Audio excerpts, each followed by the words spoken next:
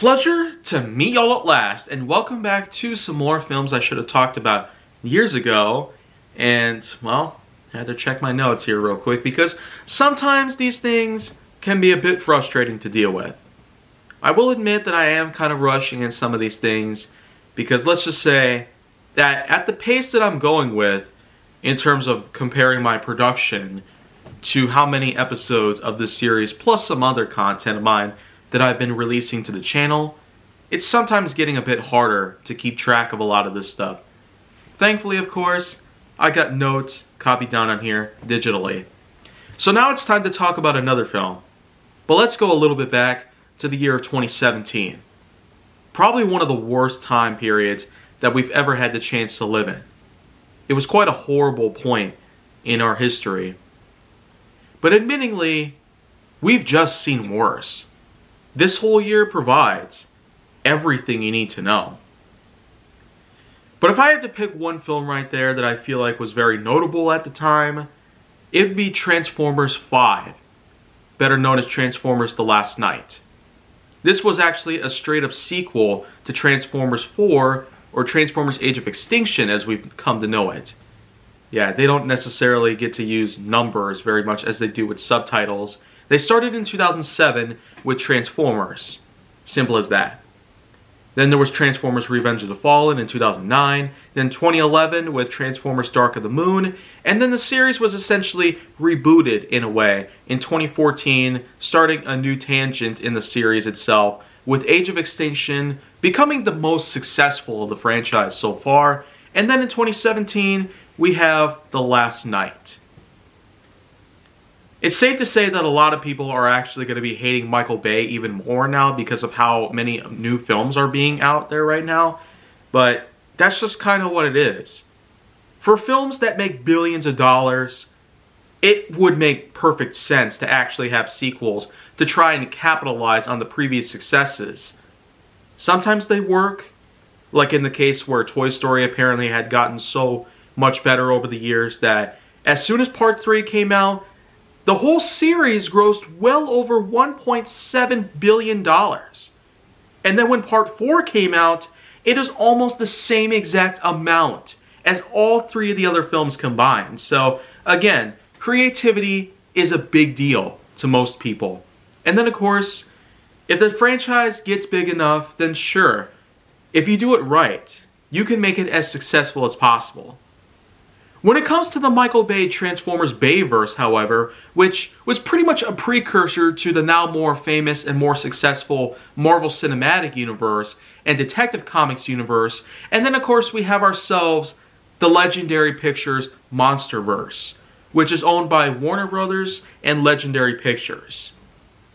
So it is safe to say that because of what the Transformers Bayverse had accomplished in the past 15 years or so, we now have ourselves our own cinematic universe lineage that has pretty much been around for a while and will probably continue to dominate the worldwide, well, cinematic marketplace by any means. Disney managed to hit it big in April 2019 with Avengers Endgame grossing way more money than Avatar, Titanic, and various other films out there. But I will admit that the Transformers Bayverse may not be something that everybody will enjoy. But that's only because many of us are big fans of Transformers. I've been a really big fan for almost my whole life. And getting to know about the Transformers Bayverse right now may not necessarily be as easy of a task as some of you realize. But here, let me just put it right in there for you. Transformers itself, the franchise, started in G1 back in 1984 and ended in 1987, and also had itself a film adaptation called The Transformers the Movie, which was at the time supervised by Sony Pictures. And then of course with other continuities that came into place like Transformers Generation 2, Transformers Beast Wars, Transformers Armada, Transformers Robots in Disguise, Transformers Energon, Transformers Cybertron. And then, of course, in 2007, we had ourselves a whole new thing going on with a live-action film adaptation of the franchise itself, which, of course, was directed by Michael Bay. And lots of people were big fans of Michael Bay because of how successful the entire film series has certainly become. Lots of people, though, however, these days are seeing it as completely unnecessary and therefore some of the worst things to ever see in theaters.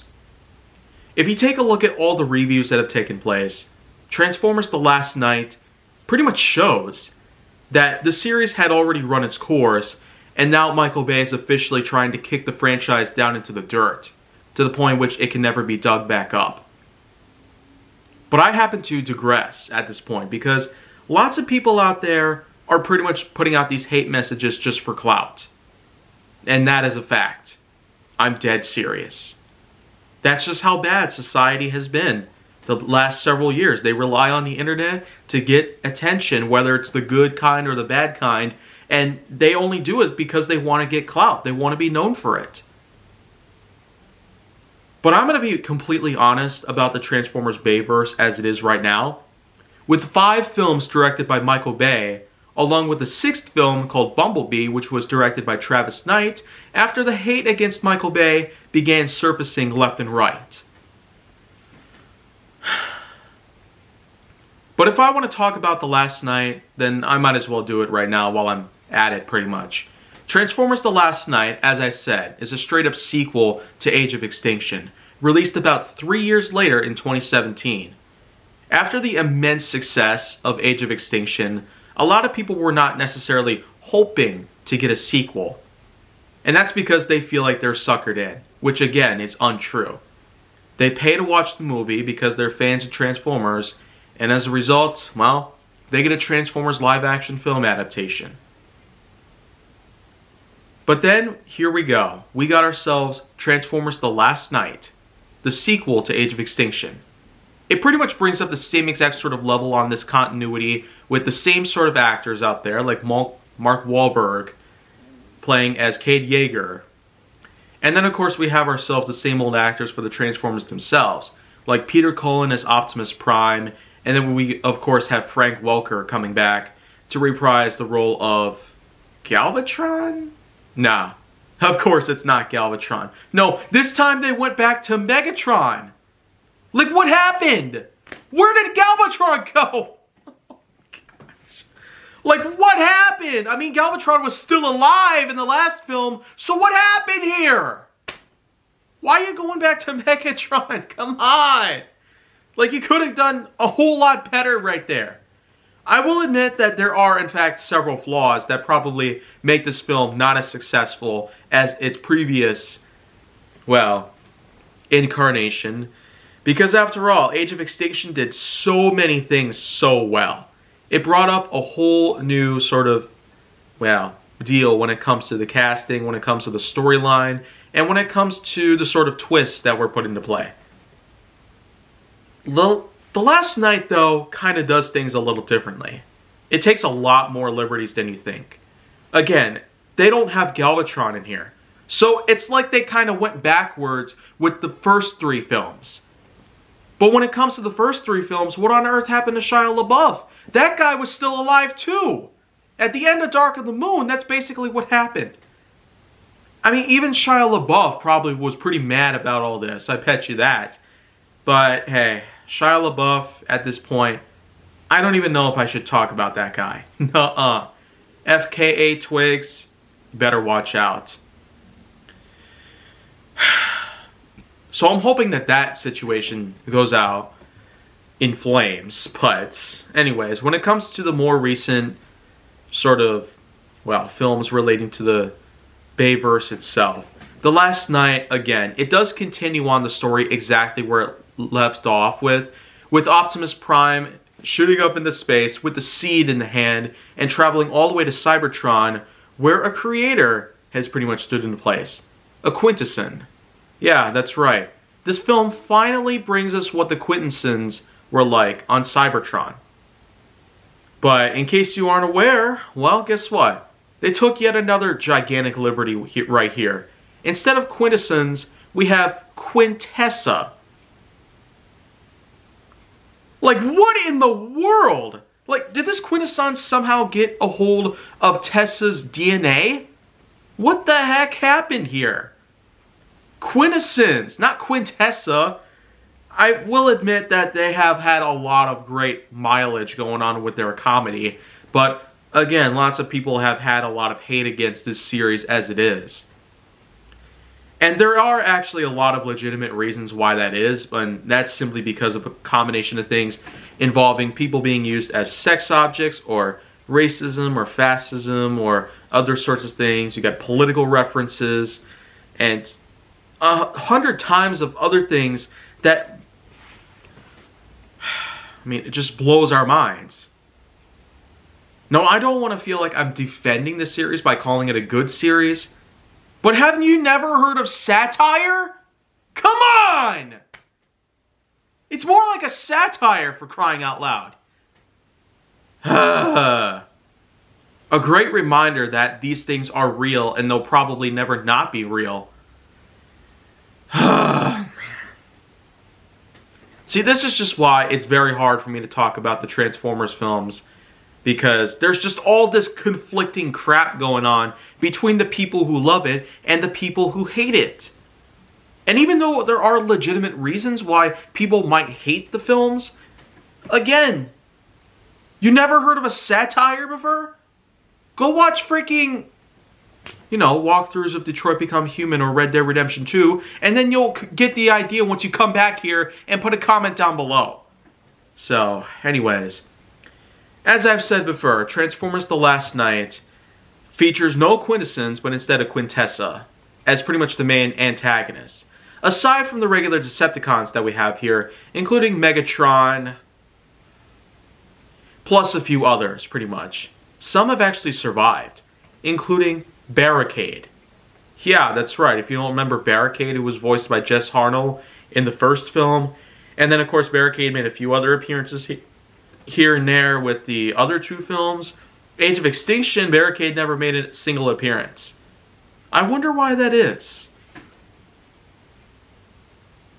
I don't even know myself. So, at this point, I feel like that, well, Barricade's reintroduction in The Last Knight probably was not as, well, necessary as possible. Because if they were to kill off Barricade in Age of Extinction, maybe they could have told us something.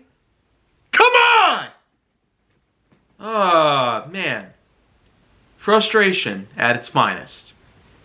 Well, anyways, of course, a lot of other things happen here, including the introduction of Nemesis Prime, basically a corrupt version of Optimus Prime. After Bumblebee and Cade basically beat the sense into Prime, then, well, Nemesis Prime is gone, and the regular good old Optimus comes back and pretty much seeks revenge. And I really have to explain the ending right here. The defeat of Quintessa, plus most of the Decepticon army that had come around, actually is pretty satisfying. A lot of people might see it as boring, but they're clearly overlooking a lot of important details that come into play.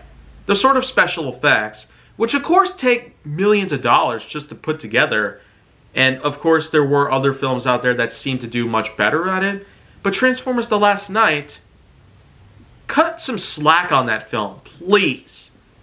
You can give it good ratings.